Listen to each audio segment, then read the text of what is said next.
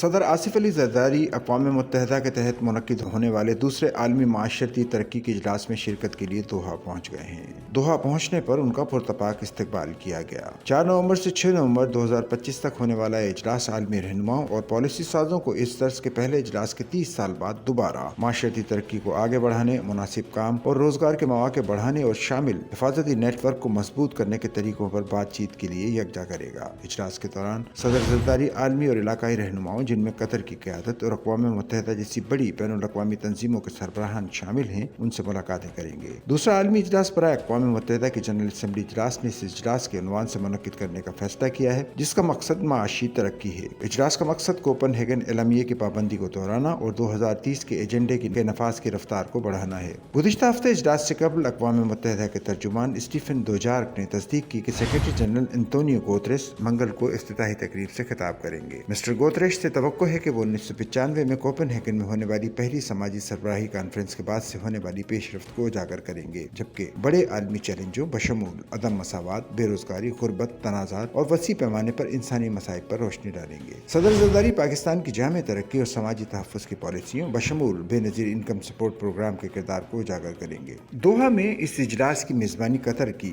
اس بات کی عکاسی کرتی ہے کہ وہ عالمی یکجہتی اور تعاون کو بہت قدر کی نگاہ سے دیکھتا ہے اور اس بات کا عزم رکھتا ہے کہ کوئی بھی اس عالمی پائیدار ترقی کے سفر سے محروم نہ رہے۔ میزبان ملک قطر کے حکمران شیخ تمیم بن حمد ال ثانی نے استقبالیہ پیغام میں کہا کہ قطر انسانی مرکزیت پر مبنی ترقی کا عزم برقرار رکھتا ہے اور اس اجلاس کے انعقاد سے ظاہر ہوتا ہے کہ وہ عالمی سطح پر کثیر الطرفہ تعاون اور یکجہتی پر یقین رکھتا ہے۔ وہ مزید کہتے ہیں کہ قطر نے اقوام متحدہ کے بلند پایہ اجلاسوں کی میزبانی کے ذریعے امن، سماجی انصاف اور پائیدار ترقی کے لیے اپنی وابستگی دکھائی ہے۔ یہ اجلاس عالمی عدم مساوات، آبادیاتی تبدیلیوں اور تیزی سے بدلتی ہوئی ٹیکنالوجی اور ماحولیاتی صورتحال کے تناظر میں عالمی سطح پر گفت و شنید اور تعاون کے لیے اہم پلیٹ فارم فراہم کرتا ہے۔ اجلاس میں حکومتوں، بین الاقوامی تنظیموں، سول سوسائٹی، نجی شعبے، علمی اداروں اور اقوام متحدہ کے رہنما شامل ہوں گے تاکہ سماجی ترقی کے مسائل پر اعلیٰ سطح پر تبادلہ خیال اور پیش رفت کی جا سکے۔ صدر زرداری اس موقع پر اپنے ملک کی طرف سے عالمی شراکت داروں اور کثیر الطرفہ اداروں کے ساتھ قریبی تعاون کا اظہار کریں گے تاکہ سماجی تحفظ اور سبز روزگار کے لیے مالی وسائل کو متحرک کیا جا سکے۔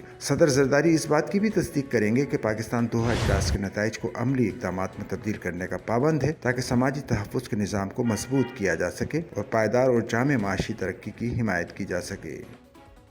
سچل نیوز نیٹ ورک کی ویڈیوز میں خوش آمدید۔ ناظرین، ویڈیو سے متعلق اپنی قیمتی رائے کا اظہار کمنٹ باکس میں ضرور کریں اور چینل کو سبسکرائب کریں۔